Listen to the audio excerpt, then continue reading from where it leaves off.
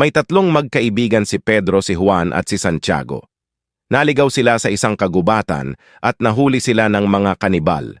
Pinuno, kayo amin papatayin at kakainin, pero kayo bibigyan ng tsansa para makalaya. Kayo iikot at maghahanap ng prutas at magdadala ng 10 piraso nito at babalik sa akin. Naghanap ng prutas ang magkaibigan at naunang bumalik si Pedro sa pinuno ng mga kanibal na may dalang 10 mansanas.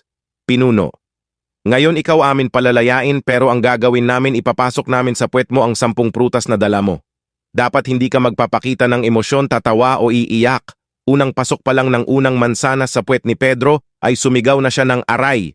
Agad-agad siya ay pinatay. Sakto naman na pagdating ni Juan na may dalang 10 ubas. Pinuno, ngayon ikaw amin palalayain pero ang gagawin namin ipapasok namin sa puwet mo ang 10 prutas na dala mo. Dapat hindi ka magpapakita ng emosyon, tatawa o iiyak. Sinimulan ipasok ang ubas sa kanya ng walang problema at emosyon. Pagdating sa 10 ubas biglang natawa ng sobrang lakas si Juan. Ha. Pinatay. Nagkita si Pedro at Juan sa langit at tinanong ni Pedro si Juan, Pedro, pare isa na lang yung prutas na kailangan para makalaya ka. Buwisit ka, bakit ka natawa?